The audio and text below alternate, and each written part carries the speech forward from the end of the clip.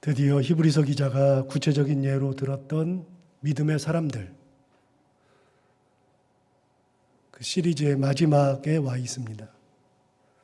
물론 그 외에도 예로 들 믿음의 사람들은 얼마든지 있겠지만 일단 오늘 우리가 함께 은혜를 나누는 여리고성 무너진 사건을 마지막에 예로 들면서 히브리서 기자는 믿음의 사람들에 대한 이야기를 끝내려고 합니다. 그렇다면 히브리서 기자가 여리고성 무너진 것이 어떤 믿음에 의해서인지, 그 믿음으로 인해서 어떤 일이 일어났는지를 설명해 주었는데, 히브리서 기자의 눈을 통해서 여리고성과 믿음의 관계를 살펴보겠습니다. 오늘 본문 30절을 먼저 보겠습니다. 믿음으로 7일 동안 여리고를 도니 성이 무너졌으며, 믿음으로 여리고성을 돌았더니 성이 무너졌다. 이거는 믿음 사건 맞습니다. 다른 것들은 그게 왜 믿음이었지? 이렇게 제가 항상 의문을 가지고 시작했었는데 이거는 확실히 믿음 사건이 맞습니다. 여리고성 무너진 이야기는 너무 잘 아는 이야기이기도 하고 실제 이 사건에 대해서는 설교를 참 많이 들었을 것이 분명하죠. 그러므로 저도 특별히 이 사건에 대하여 구체적으로 설명할 필요는 없는 것 같고요. 굳이 설명해봐야 이미 들었던 것을 반복할 것이기 때문에 식상할 것이 뻔해서 그 설명은 생략합니다. 다만 그들이 믿음으로 돌았더니 여리고성이 무너졌다고 했는데 이것이 어떤 의미를 지니고 있었는지 그거를 나누는 것으로 대체할까 합니다. 여러분, 여리고성이 어느 성이죠? 이스라엘 백성들이 출애굽해가지고 40년 동안 광야 생활했는데 이때 지도자가 모세였습니다. 모세의 사명은 애굽에서 430년이나 종살이하던 이스라엘 백성들을 가나안으로 이끌어가기 위해서 출애굽을 감행했고 그 이스라엘 백성들과 함께 광야에서 40년을 보내는 것으로 그 사명이 끝이었습니다. 따라서 그는 가나안을 목전에 두고 요단강 동편 느보산에서 죽었죠. 그러니까 여리고성 점령과 모세는 별 상관이 없습니다. 모세가 죽은 다음 이후부터는 이스라엘 백성들을 이끌고 가나안을 정복할 사명을 받은 사람은 우리가 잘 아는 대로 여호수아죠. 그렇게 여호수아를 수장으로 해서 가나안 정복을 시작하는데 그 시작된 성, 첫 번째 가나안 정복하는 성이 바로 여리고였습니다. 그러니까 여리고성 점령은 지금까지 40년 동안 보냈던 광야 생활과는 완전히 다른 개념. 그 다른 개념의 출발점이었고 진짜 미지의 세계로의 첫 번째 여행이었습니다. 그만큼 여리고성 점령은 이스라엘 백성들에게는 엄청난 사건이었거든요. 뭐든 첫 번을 잘 하고 나면 다음부터는 어떻게 해야 할지 알고 한번 경험이 쌓였기 때문에 두 번째부터는 이렇게 하면 되지 싶어서 예상이 가능해집니다. 그런데 첫 번째는 예상이 불가능하잖아요. 그냥 해야 하는 겁니다. 그렇게 여리고성 점령은 첫 번째라는 엄청난 의미를 가지고 있었습니다. 성경을 통해서 우리가 잘 아니까 도니까 무너졌다 다 아니까 우리 그냥 돌았으니까 무너졌다 싶지만 생각해 보세요. 그게 첫 번째 성읍입니다. 40년 동안 광야 생활했던 사람들이 첫 번째로 자기 주도권을 가지고 점령 전쟁을 한 겁니다. 이스라엘 백성들은 430년 동안 종살이를 했습니다. 그러니까 종살이 하면서는 자율권이라는 것이 전혀 없었고 그저 시키는 것만 하면 되는 인생을 살았던 430년이죠. 그들의 최대 소망은 맞지 않는 것, 그런 가운데서 안 죽는 것, 눈치 잘 보고 잘 빠져나가는 것, 먹을 거 어떻게든 잘 먹고 사는 것, 그게 숙제였습니다. 내가 뭔가를 주도적으로 해서 뭘 늘리고 더 갖고 그런 게 아니었습니다. 그저 시키는 대로만 하면 되는 거였고 안 맞아야 되고 안 죽어야 되고 먹는 거 잘 먹어야 되고 그게 전부였습니다. 그러다가 광야 생활 40년을 보냈습니다. 그러니까 430년의 생활을 하던 이스라엘 백성들의 그 패러다임과 40년 동안 광야 생활하는 패러다임은 완전히 또 달라집니다. 430년 동안의 패러다임은 종살이의 패러다임이잖아요. 안 맞아야 되고 안 죽어야 되고 잘 먹어야 되고 시키는 거는 잘 해야 되고 그게 종살이의 기본이죠. 그 패러다임을 가지고 살았는데 40년 동안의 광야 생활은 달라졌습니다. 이들은 더 이상은 종이 아니었습니다. 그들의 소원은 이 광야에서 어떻게든 살아남는 거였습니다. 이제는 일을 하려고 해도 할 수가 없었습니다. 광야에서는 일을 해봐야 되는 곳이 아니었습니다. 먹을 거를 만들 수 없었습니다. 그동안은 일을 하면 맞더라도 일을 하면 먹은 것이 있었지만 이제부터는 일을 해도 먹을 것을 구할 수 없는 곳에 살고 있었습니다. 비록 맞지는 않는다 할지라도 비록 핍박에 의해서 죽지는 않는다 할지라도 그들의 삶은 자율권을 가지고 있었지만 그럼에도 불구하고 할 수 있는 것은 아무것도 없었던 시절. 그렇기 때문에 하늘만 쳐다봐야 했고 하나님께서 주시는 것을 받아야만 먹고 살았던 시절. 패러다임이 완전히 바뀌었습니다. 종살이에서 자율권을 가진 존재로 바뀌었으나 그럼에도 불구하고 자기들이 할 수 있는 것은 아무것도 없던 패러다임의 전환. 그런데 여러분, 가나안 땅 점령은 이런 것과는 또 다른 패러다임의 전환입니다. 광야 생활과는 비교도 되지 않는 엄청난 일이 기다리고 있는 겁니다. 가나안 민족에 대한 정보가 전혀 없었습니다. 그리고 결정적으로는 광야 생활처럼 하나님만 바라보는 삶이 아니라 이제부터는 그들이 주도권을 가지고 점령 전쟁을 해야만 합니다. 하나님이 먹을 것을 내려주지도 않습니다. 가나안 땅에 가가지고 유월절을 지키고 난 다음부터는 하나님께서 만나도 내려주지 않았습니다. 먹을 것도 스스로 해결해야만 했었습니다. 패러다임이 3번 바뀌었습니다. 가나안 정복 사건은 대단한 사건입니다. 드디어 자율권을 가진 그런 존재로 서게 되는 겁니다. 그렇게 첫 번째 점령지가 바로 여리고성이죠. 그러니까 얼마나 긴장을 많이 할까요? 당연한 겁니다. 그래서 2장부터 여리고성에 정탐꾼을 보내는 사건이 먼저 나오고요. 6장에 가서야 점령을 하는 겁니다. 그러니까 2장부터 이미 정탐꾼을 보내고 정탐을 했는데 그 정탐꾼들이 죽을 고비를 넘겨가면서 여리고성에 대한 정보를 수집해 왔고 그 결과를 가지고 전쟁을 하게 되는 겁니다. 그런데요, 문제는 다른 곳에 있습니다. 이스라엘 백성들은 하나님을 대신할 존재가 있었습니다. 바로 모세였죠. 아까 얘기했습니다. 모세. 이스라엘 백성들은 하나님을 대신할 존재가 있었습니다. 중요합니다. 제가 가끔 이런 얘기를 한 적이 있지만 모든 고대의 종교들, 심지어는 현대의 종교들까지 자기들이 섬기는 신들에 대한 형상이 다 있습니다. 형상 없는 종교는 없습니다. 형상을 다 가지고 있습니다. 신들의 형상이 다 있죠. 그러니까 빌고 싶으면 그 앞에 가서 비는 겁니다. 형상이라고 하는 것은 굉장히 중요합니다. 그래서 우리가 잘 알다시피 그냥 불교 가면은 부처상이 있잖아요. 그 앞에 가가지고서 절하면서 소원을 빌잖아요. 모든 종교는 상이 다 있습니다. 고대 종교는 당연합니다. 이스라엘 백성들이 애굽에 있을 때에도 당연했습니다. 애굽에는 여러 신들이 참 많았었는데 진짜 많은 신이 있었는데 우리가 잘 아는 그냥 이름은 들어봤던 이시스, 오시리스, 호루스 이런 신들이 있습니다. 그런데 이런 신들은 다 형상이 있습니다. 하토르라고 하는 신도 형상이 있습니다. 심지어는 여러분 나일강에도 신이 있습니다. 소백이라는 신이 있습니다. 그 신은 형상이 어떤 형상을 가지고 있냐면 나일강에 사는 악어 형상을 가지고 있습니다. 제 방에 오시면 볼 수 있습니다. 제가 사왔습니다. 이집트에 가서.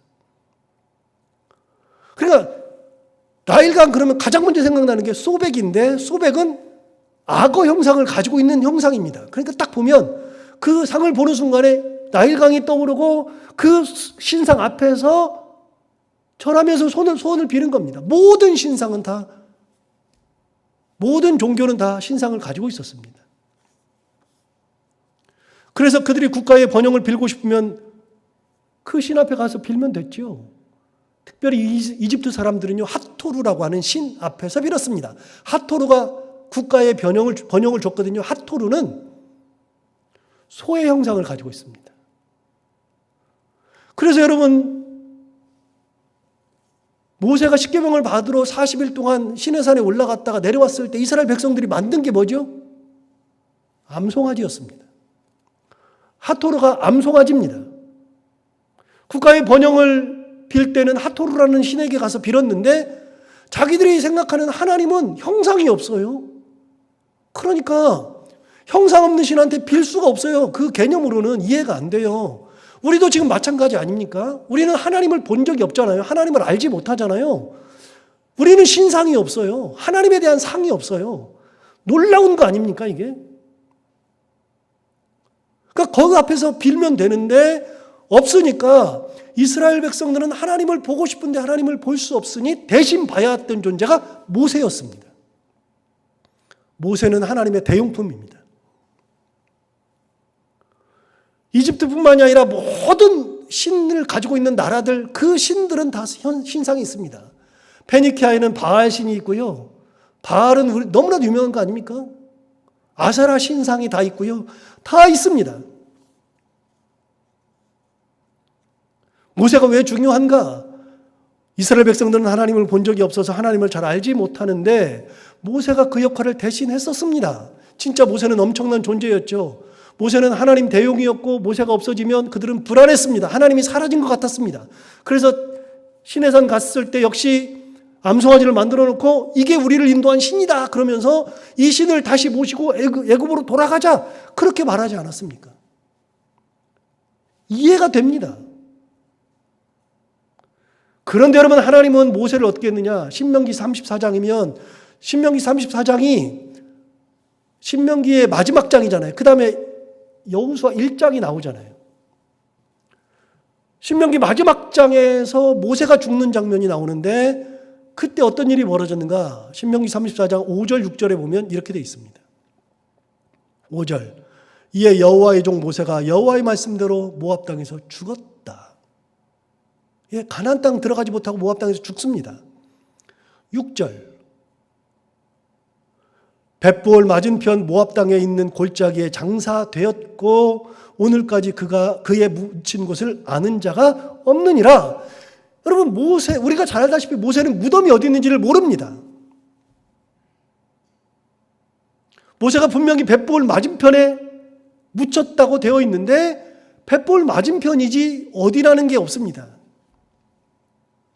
놀랍게도 하나님께서는 모세의 흔적을 이 땅에서 지워버렸습니다. 왜요? 하나님의 대용 역할을 하고 있잖아요.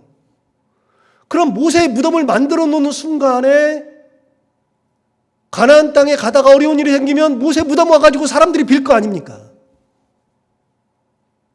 어려운 일만 있으면 모세의 무덤을 찾을 거 아닙니까?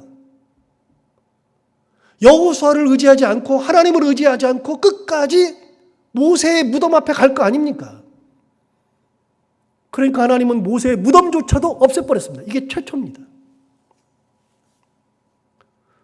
여러분, 그렇게 이스라엘 백성들이 믿고 따랐던 하나님 대용이었던 모세가 가나안 정복 때 없었습니다.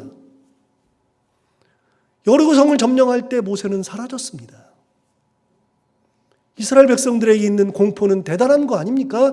그래서 여러분, 여호수아 1장에 하나님께서 여호수아를 세우는 장면이 구구절절 나옵니다. 내가 너와 함께 있어. 계속 얘기합니다. 1장이 여호수아 세우는 얘기만 가득합니다. 이유가 있습니다. 이스라엘 백성들이 여호수아를 모세처럼 그렇게 따르지 않아요. 하나님이 사라졌어요. 그러니까 하나님께서 대신에 여호수아를 세우는 장면을 구구절절히 말씀하시면서 새로운 지도자를 해서 이 지도자를 통해서 가나안 땅에 들어간다. 근데 가만히 생각해 보면 만약에 모세가 살아서 가나안 땅에 들어갔으면 모세는 진짜 하나님이 될 겁니다. 그런데 하나님은 그걸 용납지 않았습니다. 모세를 죽여버렸습니다. 그리고 가나안 땅에 들어갑니다. 아까 말씀드렸어요. 패러다임이 3번 바뀌었습니다. 완전히 패러다임이 바뀌었고 이제 가나안 땅 점령에서 첫 번째가 여리고성 점령인데, 그들이 여리고성을 점령할 때에는 엄청난 부담과 두려움을 가지고 있었던 것이 뻔한 거 아닙니까? 그렇게 패러다임이 바뀌었는데 지도자까지 바뀌어버렸습니다. 정말 큰 혼란이죠. 그렇게 여리고성을 점령하게 된 겁니다. 여러분 한번 생각해 보십시오. 여리고성 점령은요, 우리가 성경에서 얘기했으니까 그냥 한 6번 돌고 7번 도니까 무너졌다, 쉬운데요. 그게 아닙니다.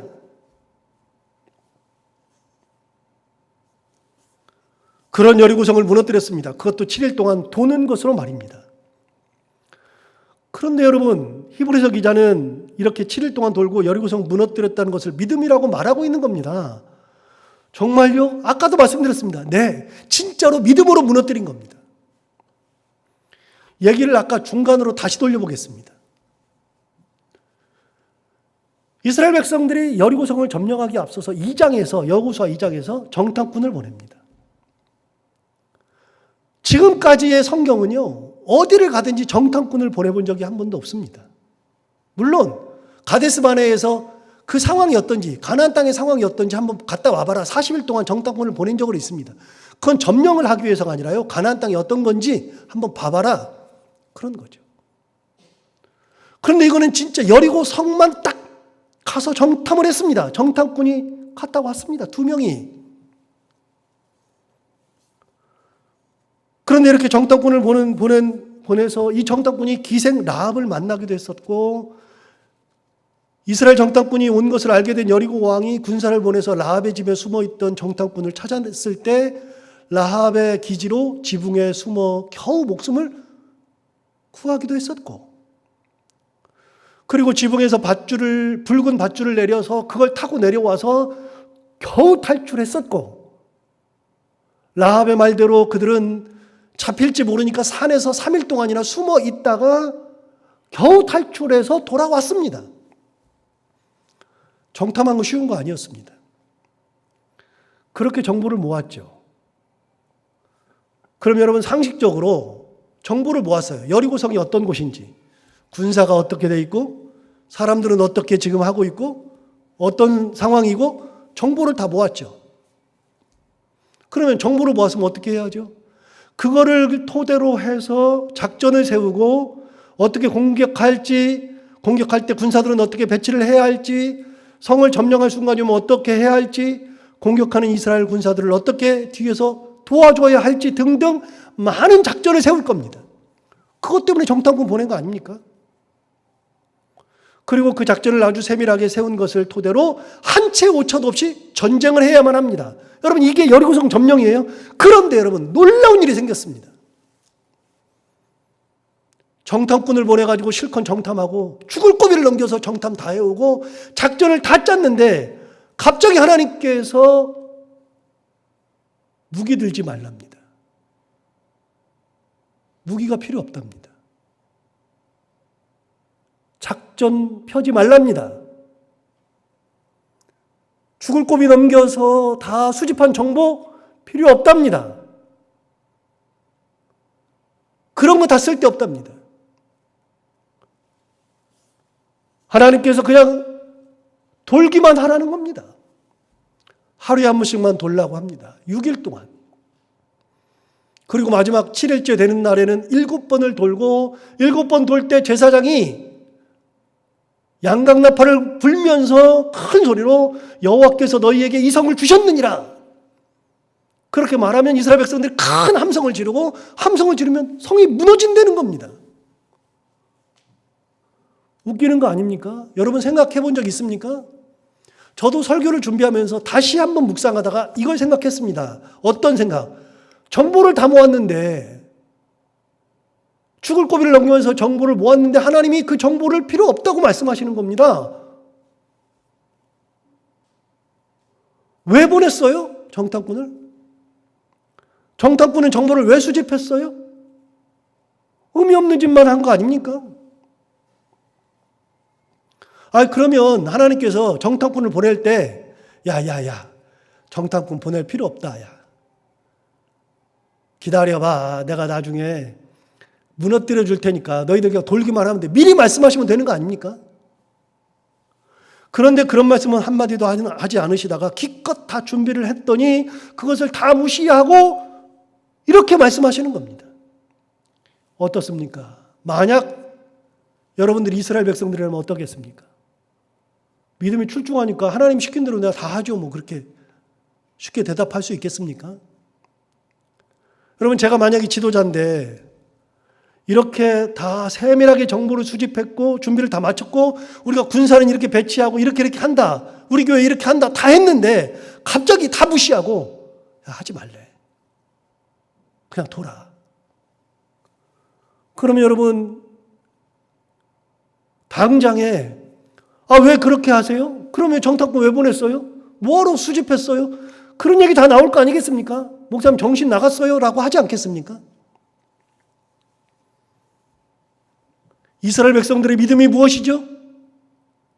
자기가 준비하는 것마저도 목숨 걸면서 죽을 고비를 넘겨가면서 정보한 것마저도 고급 정보가 있는데 그걸 다 포기할 줄 아는 것이 믿음이라는 겁니다. 내가 아무리 준비를 잘했어도 하나님이 말씀하시니까 내 것을 꺾는 것이 믿음이라는 겁니다. 말도 안 되는 것 같은데 그걸 하나님이 말씀하셨으므로 하나님의 말씀대로 내 고집을 꺾고 내 주장을 꺾고 내 판단을 꺾고 내가 가지고 있는 것들을 모두 다 꺾고 하나님 앞에 부복하는 것이 믿음이라는 겁니다. 이스라엘 백성들이 그렇게 했다는 겁니다. 엊그저께 제 작은 아이하고 이야기하다가 우리 작은 아이가 이제 내년이면 우리 큰 아이가 이제 군대를 마쳤으니까 다시 이스라엘로 갈 거니까 작은 아이도 이제 같이 보내려고 생각하고 있습니다. 그런데 이제 큰 아이는 군 문제를 해결했으니까 문제가 되지 않아요. 그냥 내년에 보내면 되는데 작은 아이는 공익을 받아서 이제 공익을 해결해야 되는데 우리나라에 공익이 많아가지고 공익이 근무할 수 있는 대하고 공익을 뽑아놓은 숫자하고 안 맞아요. 1대1이면 얘네들 제대하면은 다음 사람 들어가서 하면 되는데 공익은 3배수를 뽑는데요. 사람은 3명을 뽑는데 일할 곳은 한 곳밖에 없는 거예요. 그러니까 12월 말이 되면 내가 어디 가서 일하겠습니다라고 지원을 하는 거예요. 2군데를 지원하면 만약에 이제 이렇게 컴퓨터로 해가지고서 되면 가서 이제 공익 근무를 하고 안 되면 1년 있다가 12월 달에 또 지원하고 그러는 거예요. 지금 2번 해가지고 2번 떨어졌어요. 공익 근무를 못 하고 있어요. 올해 12월 달에 다시 또 공익 근무를 신청을 해야 합니다. 그런데 그렇게 해가지고 계속 안 되면 10년하고 20년 해야 돼요? 안 되니까 3년 해가지고 3년째도 공익 선발이 안 되면 군대 면제입니다. 올해 안 되면 군 면제되는 겁니다. 군대 갔다 온 사람들한테 미안한 얘기지만 군대가 올해 안 되면 면제되는 거죠. 그런데 문제가 하나 있습니다. 그 전에 첫 번째는요. 재작년에 처음으로 지원할 때는 빨리 되는 게 좋아요. 그래서 빨리 맞춰야 가서 공부를 하죠. 안 됐어요.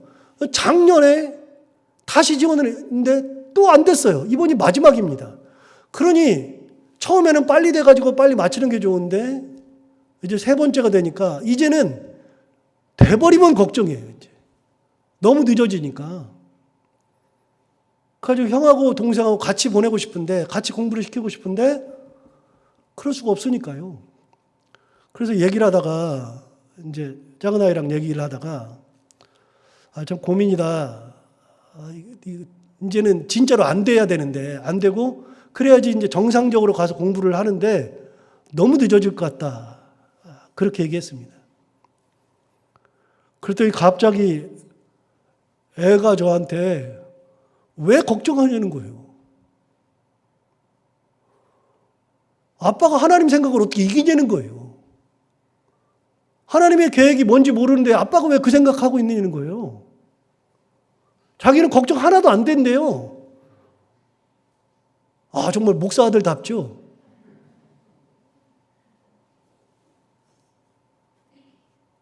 결정적으로 그렇게 얘기해요. 아빠가 하나님 이길 수 있냐는 거예요.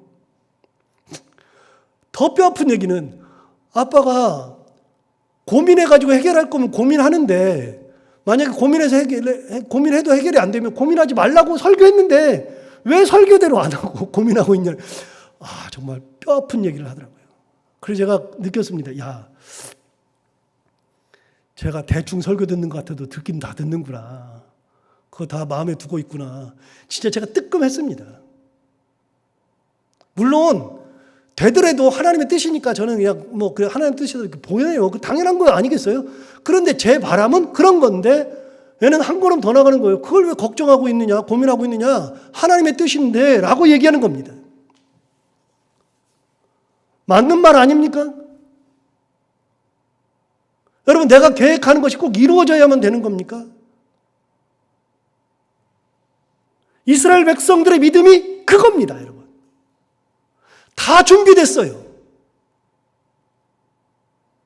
모세도 사라진 상황에서, 패러다임도 바뀐 상황에서 첫 번째 정복전쟁 해야 되는데 진짜 두렵고 떨리는 가운데서 정보를 수집해가지고 작전 세우고 다 하려고 그러는데 하나님께서 하지 말래요. 그거 필요 없대요. 그랬을 때 이 사람들의 좌절감은 얼마나 크겠어요. 뭐 하는 짓이야 싶은데 자기 생각을 꺾을 수 있는 것이 믿음입니다. 다시 한번 생각했습니다. 이게 믿음 중에 큰 믿음이구나. 자기 것을 꺾고 하나님께서 말씀하시는 것을 그대로 할 수 있는 것이 믿음이구나. 30절을 다시 한번 볼까요? 믿음으로 7일 동안 여리고를 도니 성이 무너졌으며. 네. 여러분, 진짜 믿음으로 돈 겁니다. 포기하고 돈 겁니다. 자기가 가지고 있는 것들, 그 모든 것을 다 포기하고서 도른 겁니다. 대단한 믿음이죠. 여러분, 중요한 것을 가르쳐 줍니다. 내가 준비한 거, 내가 가진 거, 이걸 하나님이 쓰시는 것이 아니라 믿음은 내 거랑 상관없이 하나님이 말씀하시는 대로 순종하는 거, 내 것을 꺾을 줄 아는 거, 이것이 믿음이죠. 자, 그럼 31절 볼까요? 계속해서. 믿음으로 기생 라합은 정탐꾼을 평안히 영접하였으므로 순종하지 아니한 자와 함께 멸망하지 아니하였도다. 자, 믿음으로 기생 라합이 정탐꾼을 평안히 영접했다고 합니다. 여리고의 한 여인 라합의 믿음을 언급하는데요. 도대체 라합의 이 어떤 믿음을 가지고 있었을까요? 믿음으로 정탐꾼을 평안히 영접했대요. 믿음으로 영접했대요. 정말 그럴까요? 이 내용은 여호수아 2장 9절부터 11절에 기생 라합이 정탐꾼들을 만나서 했던 이야기를 통해서 그녀의 믿음을 확인할 수 있습니다. 옛날에 한번 다 봤던 내용인데요. 여호수아 2장 9절부터 11절을 보면 이렇습니다. 여호와께서 이 땅을 너희에게 주신 줄을 내가 아노라. 이게 이야기의 시작입니다. 여호와께서 이 땅을 너희에게 주신 줄을 내가 아노라. 결론부터 딱 내려놓고 시작합니다. 결론부터. 여호와께서 이 땅을 너희에게 주신 것을 내가 아노라. 여러분, 이런 말을 누가 할 수 있습니까? 자, 그들이 아무리 두렵고 떨려도 이스라엘 백성들에게 뭐라 그러냐면 하나님께서 너희들에게 이 땅을 주셨다 고백할 수가 있습니까? 질 때 지는 한이 있더라도 그렇게 고백 못하죠. 그런데 이 여인은 첫 마디가 뭐냐면 여호와께서 이 땅을 너희에게 주신 줄을 내가 아노라. 그러면서 계속 얘기합니다. 우리가 너희를 심히 두려워하고 이 땅 주민들이 다 너희 앞에서 간담이 녹나니 10절 이는 너희가 애굽에서 나올 때에 여호와께서 너희 앞에서 홍해물을 마르게 하신 일과 자, 홍해물을 마르게 하신 일, 그 일. 두 번째, 너희가 요단 저편에 있는 아모리 사람의 두 왕 시온과 오게게 행한 일. 두 번째. 첫 번째는 홍해를 마르게 하신 일. 두 번째는 바로 옆에 이스라엘 백성들이 지금 곧 있으면 출발하는 그곳, 그 땅, 여리고 저편, 요단 동편, 거기에 있는 아모리 사람의 두 왕인 시온과 옥에게 행했던 일들, 그 일들, 곧 그들을 전멸시킨 일을 우리가 들었음이니라. 다 들은 거예요. 홍해 마르게 하시고 저 건너편 바로 옆 나라에서 이루어졌던 일들을 다 들은 거예요. 그래가지고 심히 두렵고 간담이 녹았다. 11절 우리가 듣자 곧 마음이 녹았고 너희로 말미암아 사람이 정신을 잃었나니 그 다음 뭐라고 하나 보세요. 너희 하나님 여호와는 위로는 하늘에서도 아래는 땅에서도 하나님이십니다. 이것이 라합의 고백입니다. 라합에 대해서는 얼마 전에 제가 설교를 했었으니까 더 할 필요는 없지만 기본적으로 생각하면 그녀는 기생이라고 되어 있습니다. 당시 기생은 그냥 몸만 파는 여인이 아니고요. 당시 기생은요, 신전에 있던 여인이라고 제가 몇 번 말씀드렸습니다. 신전에서 일하던 무녀들. 당시 종교는요, 혼음 종교여가지고요. 신전에 있는 무녀들은 기생 역할을 같이 했습니다. 그걸 특권으로 여겼습니다. 그걸 이렇게 부끄럽게 생각한 적이 한 번도 없습니다. 그게 이제 무녀의 역할이었습니다. 신전에서 일하는 여자들이 기생 역할도 감당했었습니다. 그러니까 우리가 생각하듯이 기생 라합은요, 진짜 몸만 파는 그런 여인이 아니라 상당히 지위가 높았던 그런 여인이었죠. 신전에서 일하고 있었으므로 이스라엘 백성들의 소식은 누구보다 먼저 들었고 정확하게 들었습니다. 여러분, 신전에서는요, 가장 고급 정보가 다닙니다. 가장 고급 정보, 정확한 정보. 그러니까 그녀는 신전에서 일하면서 이 이야기를 들은 겁니다. 홍해 갈라진 이야기, 요단 저편에서 일어났던 이야기들을 들은 겁니다. 그럼 여러분 하나 물어봐요. 신전에서 일하는 사람들은요, 기생 라합 말고요, 다른 사람들은요, 이 이야기를 본 적이 있어요? 홍해 갈라진 일 본 적이 있어요? 없어요. 요단 저편에서 일어났던 아모리의 두 왕인 시온과 옥이 진멸되고 그 나라가 멸망되는 것은 실제로 가서 본 사람은 거의 없어요. 다들 그 사람들도 들었습니다. 그 사람들이 들었기 때문에 간담이 녹은 겁니다. 정신이 혼미해진 겁니다. 당연한 거 아니겠습니까? 그런 이야기를 들었을 때 이 라합은 드디어 마음에 믿음이 생겼습니다. 하나님께서 이 땅을 주신 거구나. 하나님은 하늘에서도 땅에서도 하나님이시구나. 라합은 이야기를 듣고 믿음이 생겼습니다. 여러분, 고대의 전쟁은 다 신들의 전쟁인 거 다 아시잖아요. 실제로 신의 이름으로 전쟁을 했었고 사람이 자기가 섬기는 신을 대신해서 전쟁을 한다고 생각했었습니다. 그래서 패배하면 자기가 섬기던 신의 패배고 승리도 자기가 섬기던 신이 도우셔서 그렇게 된 거라고 믿었습니다. 그래서 저 나라가 멸망당하면 저 신이 죽었다고 생각했습니다. 그러니까 신전에서 이스라엘 백성들의 이야기를 할 때 이스라엘 사람들이 대단하다 그렇게 말하거나 이스라엘 사람들이 두렵다 그렇게 말하거나 그랬지 않습니까? 그런데 사실은 이스라엘 백성들이 두려운 게 아니라 하나님이 두려운 겁니다. 하나님. 이스라엘 하나님이 대단하고 이스라엘 하나님이 두려운 거죠. 그런 이야기를 줄곧 들었습니다. 그런데요, 지난번에도 얘기한 적이 있어요. 여러분, 홍해를 가는 사건은 40년 전 얘기입니다. 그런데 무녀들은요, 당대 무녀들은요, 10대 중반부터 시작해서 20대 중반까지만 딱 무녀하고서 끝입니다.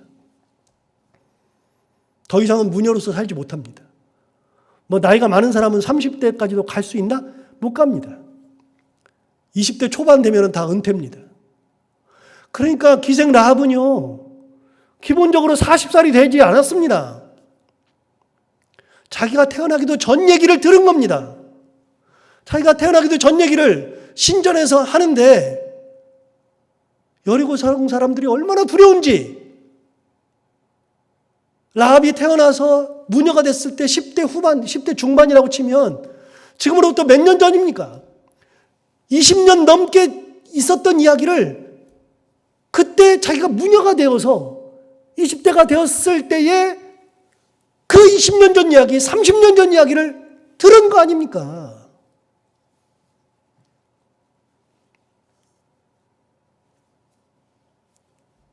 그런 이야기를 듣다 보니 이런 고백, 여호와께서 이 땅을 너에게 주신 줄을 내가 아노라. 너희 하나님 여호와는 위로는 하늘에서도 아래로 땅에서도 하나님이시니라 라는 고백을 하게 된 겁니다. 그런 고백을 할 수 있는 믿음이 생겼기 때문에 정탐꾼을 어떻게 했다고요? 정탐꾼을 31절 다시 볼까요? 31절. 믿음으로 기생 라합은 정탐꾼을 어떻게 했다고요? 평안히 영접했다. 정탐꾼을 어떻게 평안히 영접할 수가 있어요? 그런데 믿음이 생겼기 때문에 그 믿음으로 정탐꾼을 평안하게 영접한 겁니다. 신전의 무녀가 자기가 섬기는 신을 놔두고 다른 신인 하나님을 이렇게 고백한다는 것은 그것에 대한 확신, 믿음이 있지 않고서는 절대 불가능한 일이죠. 그러니까 라합의 고백은 100% 믿음의 고백이었습니다. 그런 믿음이 있었기에 정탐꾼을 평안히 영접했다고 말하고 있죠. 이해가 되지는 않지만 아무리 이해가 되지 않아도 이해할 수 있는 근거 하나는 어떻게 이런 일을 했을까? 이해가 되지 않아도 이해될 수 있는 근거 하나는 믿음이 있기 때문입니다. 하나님을 믿기 때문에. 그래서 하나님을 믿는 사람을 평안히 영접해 준 거죠. 재밌는 게 있습니다. 라합이 하나님의 은혜를 입은 적은요? 없습니다. 하나님의 인도를 받은 적은요? 없습니다. 그런 적이 한 번도 없는데 들은 것만으로도 믿음을 가진 겁니다. 그리고 자기가 가지고 있던 것을 포기한 겁니다. 자기가 가지고 있는 것을 포기하고 하나님을 따르게 된 것이죠. 반면에 여리고에 있던 나머지 사람들은 어떻게 되었을까요? 31절 다시 한번 볼까요? 믿음으로 기생 라합은 정탐꾼을 평안히 영접하였으므로 순종하지 아니한 자와 함께 멸망하지 아니하였도다. 나머지 사람들 어떻게 됐어요? 멸망했다. 멸망했다. 그들은 하나님이 무서웠습니다.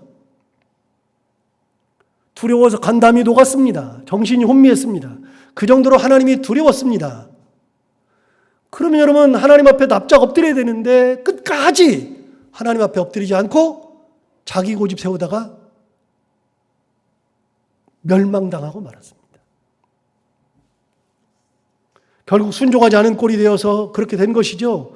여러분 믿음이라고 하는 것이 무엇인가? 마지막 결론이 뭐냐면 이스라엘 백성들과 기생 라합을 통해서 이야기해 주는 마지막 결론이 뭐냐면 내가 가지고 있는 것들 다 진짜 대단하다고 싶어도 하나님께서 말씀하실 때 내 것을 꺾을 줄 아는 것이 믿음이다. 말씀 앞에 부복하는 것이 믿음이다. 그렇게 했을 때 하나님의 역사가 일어난다. 이게 히브리서 기자가 믿음의 사람들에 대한 마지막 이야기입니다. 여러분 우리가 가진 것들이 어떤 건지 몰라도 하나님 앞에 부복할 줄 알고 꺾을 줄 알고 은혜 가운데 살아갈 수 있는 저희들 모두가 다 되기를 바랍니다. 기도하겠습니다. 하나님 아버지, 오늘 귀한 말씀으로 우리를 깨우쳐주셔서 감사합니다. 이 말씀처럼 우리가 가지고 있는 것을 하나님 앞에서 꺾을 줄 알며 하나님의 말씀이 가장 귀하고 가장 정확하고 우리를 인도하기에 가장 적합한 것인 줄 알아 그 앞에 마음을 내어놓고 하나님의 말씀 가운데 살아가고 믿음으로 살아가는 저희들이 다 되게 하여 주옵소서. 예수님 이름으로 기도하옵나이다. 아멘.